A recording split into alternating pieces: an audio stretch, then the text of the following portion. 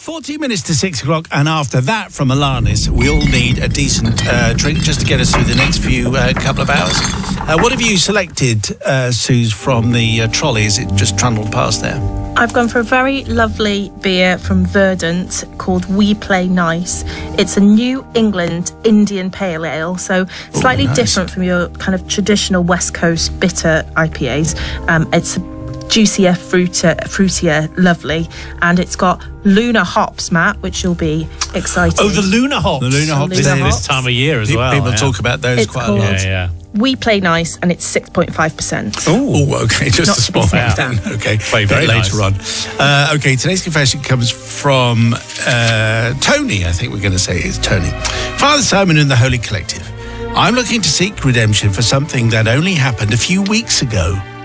It's February half term this year. And we, that's the family and I, had enough of all the evil weather in the UK. Luckily enough, we had booked a 1-week holiday to Lanzarote. And we stayed half board at a nice, quaint hotel in the Costa Teguise area. I think that's right. Yeah.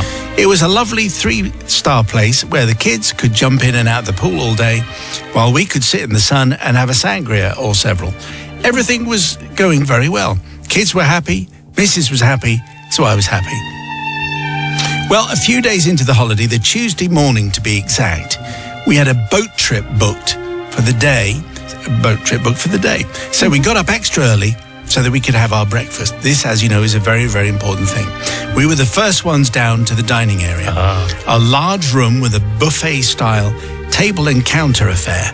They were setting up and the Spanish waitress came over.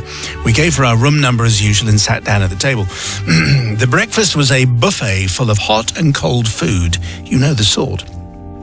Now, Father Simon, what I must tell you is that I love a nice hot English breakfast, but I'm rather partial to a nice drop of Tabasco sauce. And it always seems to be hanging around in these places, and I love to have a large dollop of it on my fried eggs and bacon. So on this particular day, the sauces were, as always, on top of the glass serving stations above the hot food. Next to the hot food was the usual boring stuff: cereal, muesli, fruit and yogurts. Yeah. Yogurts. Oh. Who really eats that stuff on a holiday? Come on. Okay. Yeah, no, quite right. So I filled my plate up with bacon, sausages, fried eggs, hash browns, the works, and moved alongside to the end of the counter. It was there that I picked up the bottle of Tabasco sauce, unscrewed the lid and shook it all over my food. Breakfast fit for a king. It was then when a slight mishap took place, as I suspect you guessed. As I put the Tabasco sauce back onto the glass counter, it sort of took a big topple. Oh, bother, I yelled under my breath, or words to that effect, as I watched the bottle do a big nosedive right into a big bowl of Rice Krispies. It was like Tom Daly launching off a 10-metre platform. To make matters worse, I hadn't screwed the lid on properly. Oh, right. And the Tabasco sauce started to gush out all over the Rice Krispies. Well, what to do, I thought. I quickly plucked out the bottle, screwed the top on, and put it back on the glass counter. That was the easy bit. I then looked at the Rice Krispies that were now slightly orange in colour.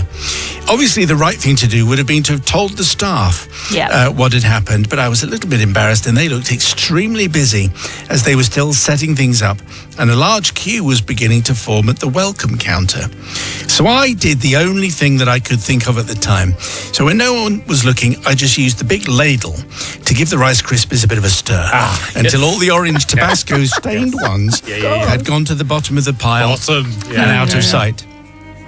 As I stated before, we had a boat trip booked that day, so we left promptly and had a wonderful day out on the water, seeing breathtaking scenery. We got back later in the day, had our dinner, and then began to have a few drinks in the evening. We had befriended another family who had 2 children similar age to ours, 9 and 13. They asked how the boat trip went, and we told them all about it. I then asked them how their day was, and they frowned slightly. The mum, who we'll call Karen, said they didn't have the best start to the day. When I asked them what happened, they said they'd come down to breakfast in the morning, and their youngest son, Bobby, had a meltdown. He had apparently eaten a bowl of Rice Krispies that made his mouth catch fire. Oh, I said, What do you mean? He stated that his Rice Krispies began to turn orange when he poured milk on them. And when he ate them, his mouth turned really hot and he was almost sick. Karen then chipped in that she couldn't believe that people eat spicy cereal out here. And why? What's wrong with these people? And shouldn't they warn you with a label or something like that? We then began to have a discussion about food in the Canaries. It's obviously very different. And it was clearly some kind of fancy Spanish breakfast speciality. They then started to be rude about the hotel and its staff, which I thought was a little unfair, but I just let them have their rent because obviously I was the guilty person. The holiday ended a few days later and we flew back to good old Blighty, back to the rain, the cold and the normal tasting Rice Krispies. We haven't been in touch with the family ever since. Well, where to ask for forgiveness? I don't seek forgiveness from little Bobby, as to be honest, he was a bit of a brat. And I mean, who eats Rice Krispies in orange milk? There's the warning. I also don't ask for forgiveness from his parents. The mother, Karen, was moaning all the time. And the dad just let her boss him around. Boss her severely lacking a backbone, I think. Anyway, I do seek forgiveness from the lovely hotel and their staff. Their food and hospitality was wonderful. And yet Karen and the brat will no doubt slate them whenever they get the opportunity. I hand my case over to you and the Honourable Collective. Very good. Very good, I think, on the mix there. Yes, so I know precisely what Susie is going to say. Because they're also, Tony, can I say...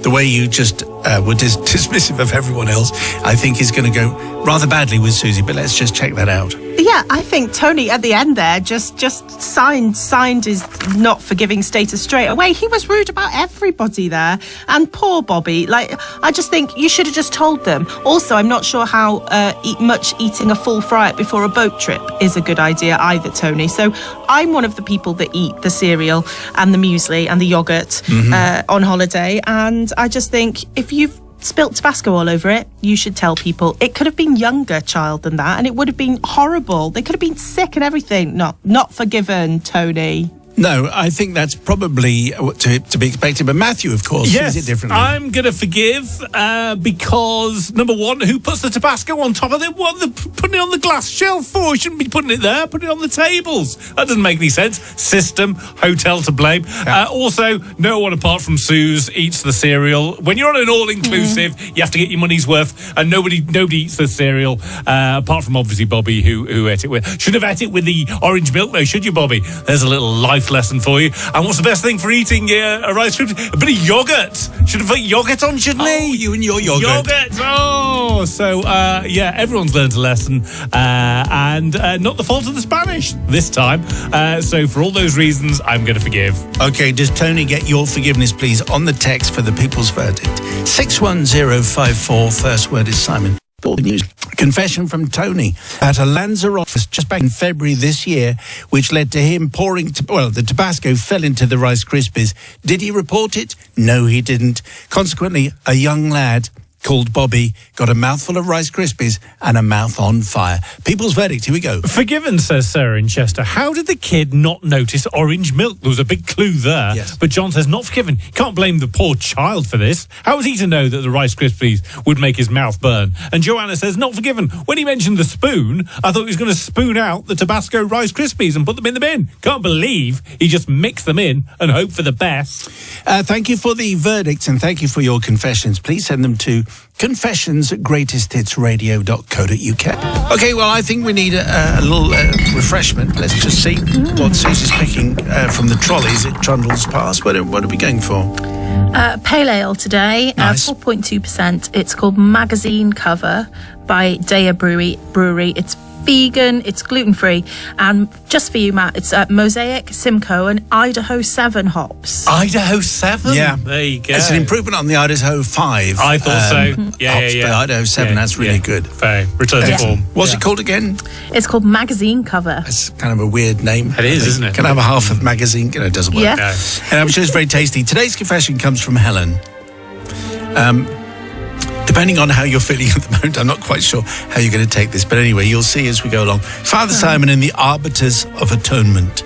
My confession relates to a relatively minor infraction that occurred just last week. However, in the interest of equality, it is something that I do feel the need to seek forgiveness for. I recently had to go to our local hospital for an ultrasound examination. According to the letter I received from the ultrasound department, this necessitated a full bladder. I was instructed to drink 1 litre of water an hour prior to my appointment and under no circumstances to go to the toilet in that time. For a 47-year-old perimenopausal woman, this presented quite the challenge. Nevertheless, I downed 2 pints of water at the allotted time and got in the car to go to hospital, invoking prayers to a God I don't believe in, to please let the clinic be running on time. Please. So many problems already in that second paragraph. Our hospital has undergone a bit of refurbishment in recent years, so while I was once familiar with the ultrasound department, having birthed child 2 there, another reason why I'm no longer so confident in my pelvic floor, everything has been rearranged and the layout is completely new. On arrival, pardon? Sorry, go ahead. Yes. No, it's the hospital that's completely new. On arrival, I managed to get parked, found my way to the ultrasound department, and joy of joys, was called into my appointment on time. The clinician expressed surprise at the fullness of my bladder, performed the examination, and then sent me to the loo before continuing with the rest of the appointment. About 15 minutes later, the appointment ended, by which time the remainder of the litre of water had worked its way through my system, and I need to go to the loo again. 47, perimenopausal. Yes. It's a constant battle. I was focusing intently on, well, holding everything in, which possibly accounts for what happened next. If I'd been wearing those super emergency pants you advertise, things might have been different. Indeed. The advertisers be very pleased. They will be. I emerged into the corridor, tried to get my bearings, and spotted a big sign for toilets. Just beyond this was a door with a sign on it with a stick man, the usual triangle shape, and something that indicates a baby changing station. Fab, I thought. They've put in unisex loos as part of the refurbishment. How modern. And dashed through the door and into the first empty cubicle.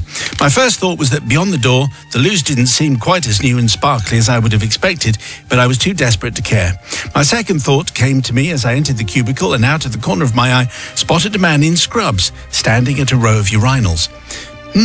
I would have thought there would have been maybe a screen or something. I didn't expect it to be this open plan. It was only later, and I was able to focus on something other than not having an accident, that I noticed while many people were coming in and out of the unisex toilets, they were all going to the urinals. Not one cubicle door opened or closed. And it was then that the penny dropped, as it were. These were not unisex toilets at all. And mild panic set in. What on earth was I going to do? I couldn't leave without washing my hands. But on the other hand, I was certainly not going to go out there and stand in the open for any length of time. As luck would have it, I had dashed into the first cubicle available, which happened to be the baby changing station, and which had a sink. So I decided to wash my hands and wait for the coast to be clear before heading out as quickly as possible. After a few minutes, it became clear that in a busy hospital toilet, the coast is never clear. And I was parked in the hospital car park. If I didn't want to have to sell a kidney to pay for the parking fee, I was going to have to leave now. I took a deep breath, said another quiet prayer to the God I still didn't believe in, and calmly and confidently and briskly walked out of the door, attracting a bewildered double take from the latest bloke to stand there doing his thing.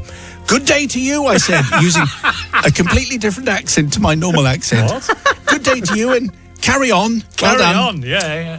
So listen, Father Sam, I need to ask forgiveness for invading the male space, albeit accidentally, and for any trauma I caused to those men who were not expecting to share their loos with a slightly panicking middle-aged woman, all because I didn't stop to read the sign on the door properly.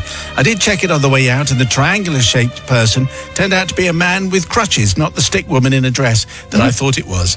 In my defence, I am deep into perimenopause for the third time, which causes all sorts of brain fog and confusion.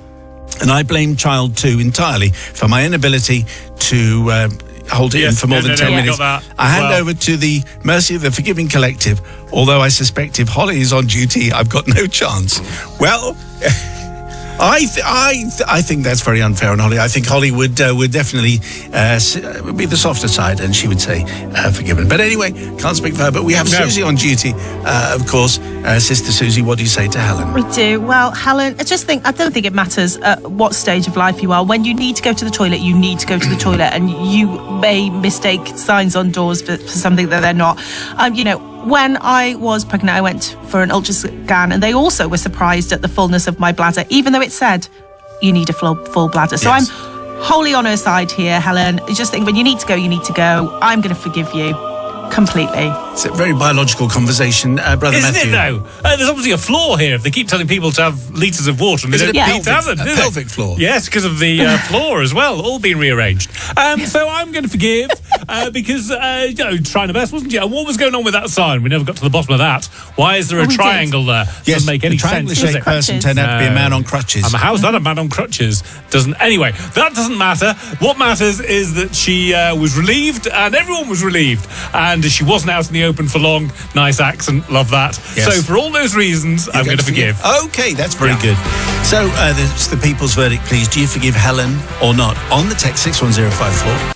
This is Drive Time. We're here till 7 o'clock. And just before the news, we had a painful tale from Helen and an ultrasound, a full bladder, and she mistook some labels in the public toilets. Anyway, the people's verdict is in. Here we go. Everyone forgives tonight. Jessica in Epsom says, when you've got to go, you've got to go. And I think she strutted that out pretty well, all things considered. She'll never see those gents in the loo again. So thankfully, not too embarrassing. Laurie says, forgiven. Ultrasounds are the worst. Anyone with any common sense near the ultrasound department will surely side with Helen and her poor beleaguered kidneys. And Tony says, I completely forgive Helen. This wasn't trespassing. This was simply a wee misunderstanding. Oh, my goodness me. You went for that? Yes. Okay. Thank you for the verdicts. Thank you for the confessions. Please send yours to confessions@greatesthitsradio.co.uk.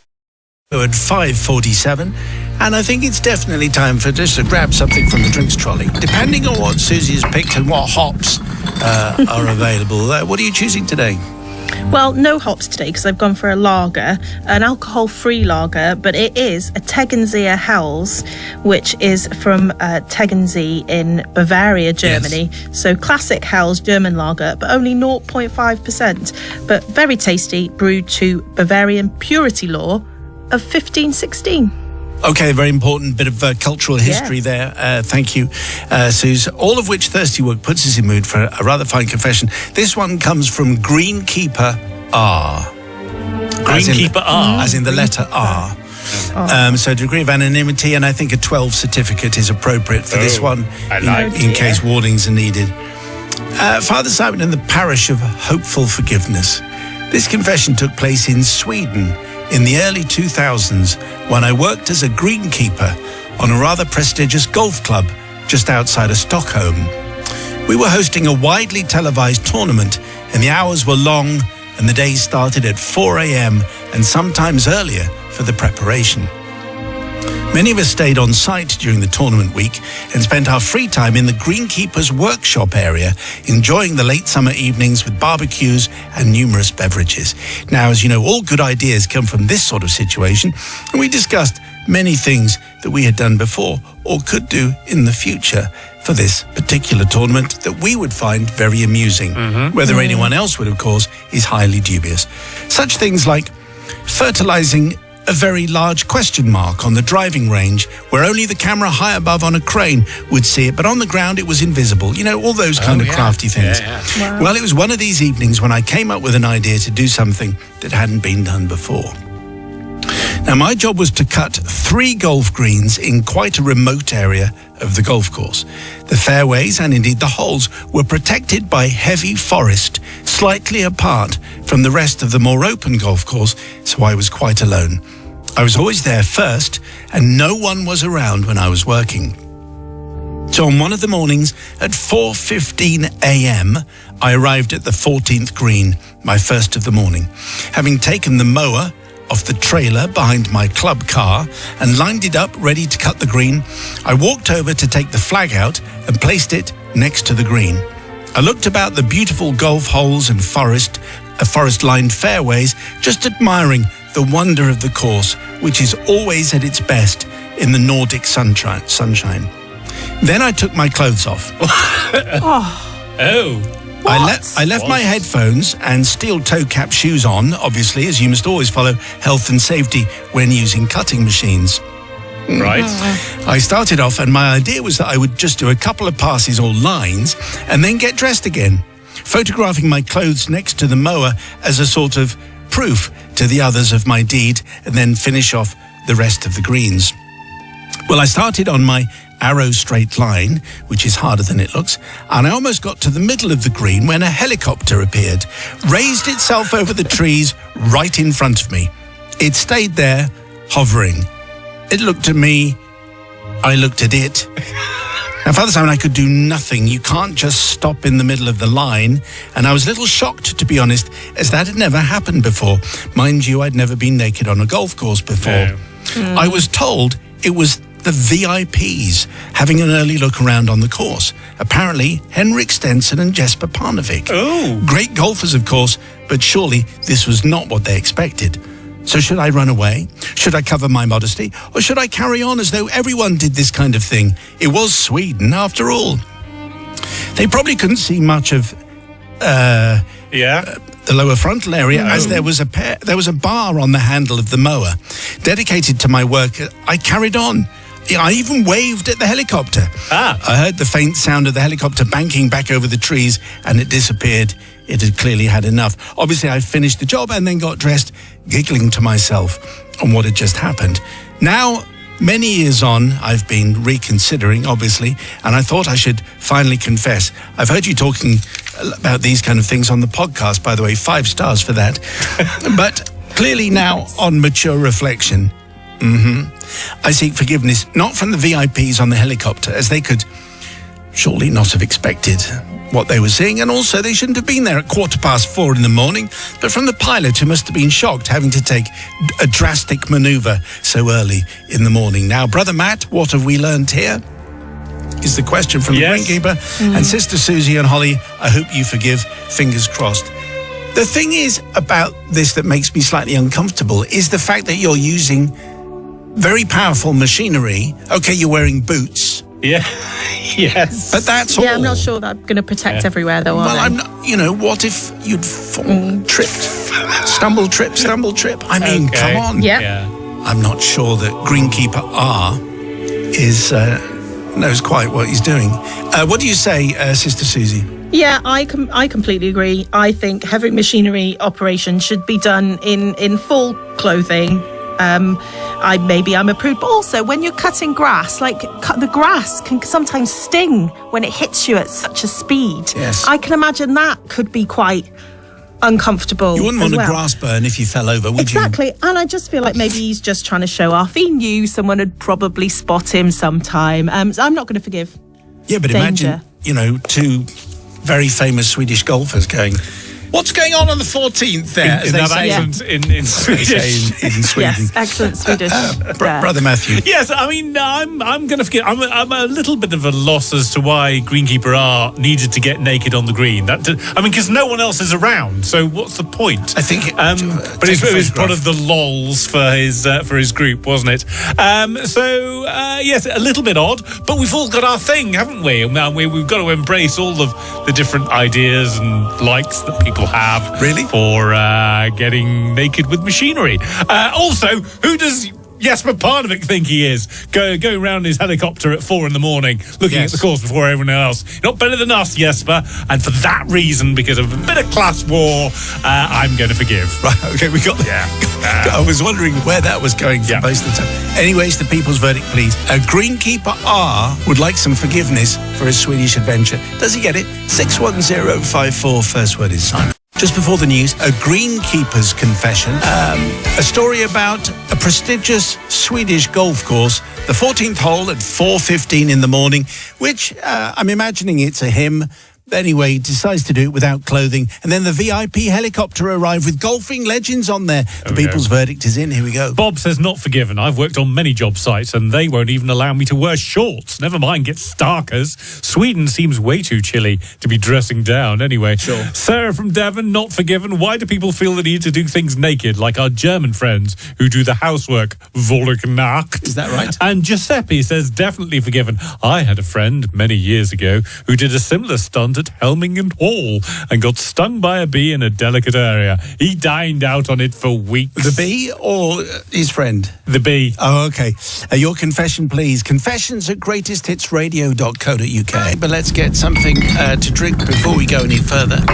Sus, what have you selected from the trolley as it trundles past? I've gone for a double dry hopped hazy pale ale this evening, 5.5%. Matt, you'll like the name, Wall of Noise. Oh, well, That's I do what like it's called. that. Yes. Wall of Noise. Citra, Mosaic and Cascade hops. I like the Citra hops particularly. Thank you. As a top suggestion. Today's confession comes from Jeff. Thanks, Jeff. Father Simon and the Dibley Collective. Oh, I suppose the Vicar of Dibley. I suppose that's what it's a reference to. Okay, it took me a while. As a long-time listener, I didn't think I had a confession in me to submit that was broadcastable until yesterday. So for context, I don't live too far away from my elderly mother. But with all the recent torrential rain and flooded roads, that would usually be a 15-minute drive, and that's now turned into an epic diversion-laden trek, peppered with potholes, fjords, basically, and lengthy traffic jams. This came in a couple of months ago. It was for this reason I decided to let the train take the strain on my day off. The sun was actually trying to remind us what it looked like, and I thought our slightly mad little 18-month-old black cockapoo called Poppy, Cocker Spaniel and Poodle Cross, as you know, would enjoy the alternative walk and a day out. So like a well-oiled machine, the child was dropped off at school, lunch was prepared for the wife before her trip to work, and the woof was ready to go in her smart harness. Then, just before we were about to leave, I had a call from my mum. She was a bit distressed due to a mishap. Yes, I had a mishap. First thing in the morning, her dentures had slipped off the side of her sink and fallen down the half-inch gap between the vanity unit and the wall. Do you have a vanity unit, Matt? Yes, I'm sure you do, yeah. Despite her desperate efforts, she was unable to reach her dentures, so she asked if I could bring something to try and hook them out. Standing in the kitchen, I looked around and spied the thin, white, extendable rod that we used to pull down the blind. Perfect, I thought. That should do it. So Poppy and I set off, her in her dog harness and a new day-glow yellow rope lead, me with a rucksack and the pole poking out the top as it was a little too big to fit inside. A lovely, unusually dry walk to the station ensued, one stop on the train line, a quick walk to Mum's, and Operation Denture Retrieval went into action. After a bit of prodding and poking, I successfully fished out the rogue false teeth. Afterwards, we had a lovely catch-up and some lunch. The dog had a great run around on the beach, and then it was time to head back home. Now, Father Simon, I've worn glasses almost my entire life, and last year I finally splurged out and bought reactive lenses. So in the sunshine, they darken. Very handy, although perhaps a contributing factor to the following. Poppy and I reached the train station, boarded the train, and we sat there in an unusually empty carriage. I let the lead slacken a bit so Poppy could have an overexcited sniff around on the floor. I took off my rucksack and sat it next to me while I looked out of the window with the sun streaming in. A short while later, the conductor appeared and said, "Good afternoon, sir." I started fishing around in my coat pocket for my ticket. "Don't worry about that, sir. If you require any other assistance, please let me know." Well, a little oddly over-polite, I thought, but anyway, well done him. As Poppy had taken a short break from her frantic investigative sniffing and was sitting unusually attentively at my feet, I explained that we were getting off at the next stop and everything was fine, thank you. He then said, "Well, if you need any help disembarking, just let me know." And off he went to the door as we approached the station. And it was at this point that there was a deafening, metaphorical clang in my head as the penny dropped. I realized I was sitting there with dark glasses, a harnessed dog with a day-glow yellow accessory sitting obediently at my feet, whilst protruding ominously from the bag next to me on the seat was a very prominent white stick. There you go. Oh dear, I thought to myself, or words to that effect. Yup, that man definitely thinks I am blind. Unfortunately, I confess that I didn't correct his misassumption. Is that a word? Or congratulate him on his professionalism. I just sat there feeling like a fraud as we pulled into the busy station and we exited by the other door. I'm guessing he must have been pretty impressed as we managed to skillfully weave our way through the crowded platform, buy a coffee and a cookie without bumping into a soul as we made our way to the exit. So I would like to seek forgiveness from the very professional train guard for not being what I appeared to be. I should probably also apologise to the lovely vet, Poppy, who we see regularly and just happened to be locking up her premises outside the station as we passed by and nearly wet herself laughing when I explained that Poppy had just been mistaken for a guide dog.